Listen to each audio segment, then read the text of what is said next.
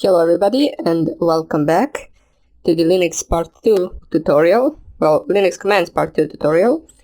Now, as you may see right here, I have two terminals open. One, I will just write the commands as we do them, and in the other one, I will put them in a text file. So I will open this commands.txt. You don't have to open this file, this is just for me so I know which commands I covered and which I didn't. And the other one, we will just test the commands in this one. So, before we begin, I just want to mention the command that we did in the previous video, which is the cd command. Now, you now know that it stands for change directory, and basically it just changes the directory to another directory from this terminal. Now, for example, let's say we want to go to the documents directory, we could just type here cd documents. But the question now is, for example, if you wanted to go one directory back, how do you do that? Well, there comes the simple command, which also starts with cd, but instead of typing here a directory, you can just here type two dots, which will basically lead you one directory back. So if I press enter right here, it will lead me back to the previous directory, to the root directory. As we can see right here, print working directory, we are again in the root, and if we type ls to list the current folders and files in this directory, we will once again see the documents right here. So, basically, just wanted to mention that you can change directory with the cd command, and you can also go one directory back. So, for example, if you had, let's say, a directory in the documents directory, I just created it with mkdir command. We also covered that in the previous video, stands for make directory. You can see that now in the documents directory we have another directory, which I basically called just directory. And also, let's go to that directory, and you can see that our current path right now is /documents/directory. Now, in order to go back to directories, you can just type here two times cd and then two dots, and then cd and then two dots. And now we are going to be back once again in the root directory. So, now that we got that out of the way, I'll just type it right here so I know I covered that command, and we will clear the screen for the next command. Now, this one is a simple command. For example, if you wanted to check out on which account are you currently, which most likely you will be on the root account, you can just type here command, which basically does what it says. It's who am I. The command basically just asks who is the current user of this terminal, and right now, as we can see, it is root. You can just read it from here. If you don't need to even write this command, you can just read it from this first word right here, which will most likely be root unless you have another account, which we will cover in some of the next videos, how to make another account, which could be useful because we do not want to run all our programs as a root user. It can be dangerous. So in another video we will cover how to make another user, which you could use for some potentially dangerous programs. So now I will just write it right here. This is not really that useful command, but in case you forget, or in case a user is named something differently than root, you can just check here with whoami command. Now there is a command that I used in the previous videos but never really explained what it does, and right now we will cover it. It's an important command, especially if you're running some of the programs or downloading the programs which are not executables, and you, for example, want to make them an executable so you can run them in your terminal. Now, in order to demonstrate this command, I will just go and make a folder called programs. As we can see, it is right here. And I will change my directory into that program. Right now, I will basically just create a simple Python program. That simple Python program we can just call program.py. It doesn't really matter. And right here I'll just code a simple addition program. Just give me 1 second. It doesn't matter at the moment what am I doing, but we will be also covering Python later on. For example, enter first number. B will be, for example, enter second number. And C will equal A times B. Now this is simple to understand. We basically ask for an input for two numbers. We'll be just making an addition and storing it in C. And then we can basically just print that number, that C number, the result. So we'll just type here result equals to, and then plus string from C. I hope this works. It should probably work.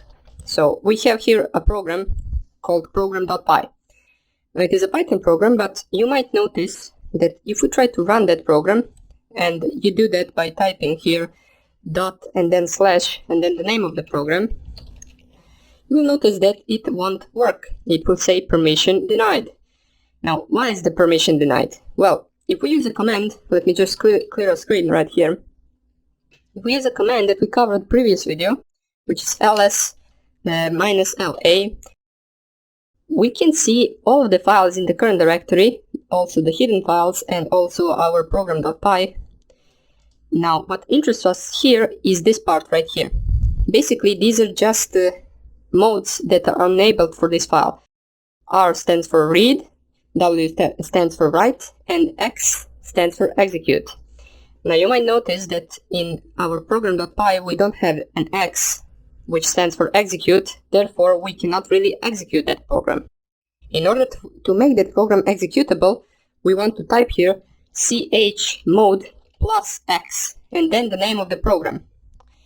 Now, if I click here enter and type here ls/la again, you can see now that the program changed its color, and not only the color, it also added the X, which stands for, as I said, executable. You can see the difference from here and from here, and that's how you can check if the program is executable or not. So now let's clear the screen. Now, if you wanted to, you can run the program. It will ask us enter first number, let's say 3, enter second number 4, and it will say result equals to 12. Now, this command is important and you should learn it. Used to make any program that is not executable and executable. So, now that we got that command out of the way, I will just remove this. Well, actually I will leave it right here. Maybe we will use it for another command, such as cat. Let's cover that command right now. Cat, basically, the command cat stands for, well, not stands for, it basically just prints out the contents of the file into our own terminal as an output. So if we type here cat and then the name of our file, for example, if you just type, it will just print out the code that we just typed, as you can see right here. It can be used so you don't really open the file in order to read it like this. You can just print it out in the terminal with cat command, and it will just print out all the contents from the file. Now, that is not the main use of this command. Basically, the main use of this command would probably be in some of the bigger files where you just want to find a certain thing in them. Now, in order to demonstrate what I mean, we will combine the cat command with another command called grep. Now, basically what grep does is, if you want to list, for example, a huge file with a bunch of words, and from that huge file you want to put aside all the words that contain, for example, password in them. Let me just demonstrate. Maybe it's easier if I demonstrate it. Now we will create in progress file another file which will be called words.txt, and here we will just type here a bunch of words, and then 1, 2, 3 password, 1, 2, 3, then a bunch of words, and for example A, B, C, password X, for example, and then a bunch of other random stuff. Now if we save this file, ctrl-O to save, enter to save under that name, and ctrl-X to close, we can see that right here we have that words.txt file. Now, in order to see the contents of that file, as I said, we can type just cat words.txt and we will see all of those words. Now, here we can basically with our own eyes find all the words that contain password in them. But let's say, for example, you wanted to... Let's say, for example, that this file was much bigger with millions and millions of words. You couldn't possibly just go through all of those words and just find by yourself all of those commands, and not commands, all of those words that contain password in them. So what you want to do is combine the cat command with the grep command. How do we do that? Well, basically we just start off the same command, cat words.txt, and then we basically pipe the grep command. How do we pipe? Well, basically this straight line, just type it right here. And then you type here grep, and then the word that you want to be contained in the other words. So, for example, password in our case. Now, what this will do, it will list all the words that contain the word password in them. As we see, it only listed 2 words, which is ABC password X and 123 password 123. So, it is also a very important mix of 2 commands, which you will be using a lot. At least I am using it a lot in my case. So, let's continue with another command, which can be, right now, echo. Basically, echo, you can just use it to add, for example, a word into another file without opening it. So, for example, we want to add John as a word into file words.txt. So you just type echo John, and then this arrow that points to right, and then words.txt. As you can see, the command worked, and right now if we cat words.txt, it will only be John. Now, you might be asking, where did the other words go? Well, if you use the echo command, it will basically, how do I say that? It will rewrite the entire text file. So from those bunch of words, it basically deleted all of them and just put John in there. Now if we use another word, let's say echo Jake into words.txt, and we cat once again words.txt in order to see, we can see that John is no longer there, it's only Jake. So let me just type here the echo command.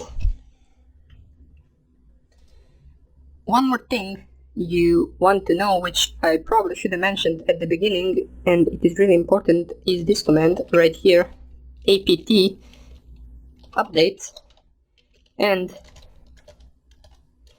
one second, apt upgrade. Now this basically is referring to your Kernel Linux repositories, and it will basically just check for the updates from there. And in the case there are some updates, it will download them, and you can install the updates with the apt upgrade command.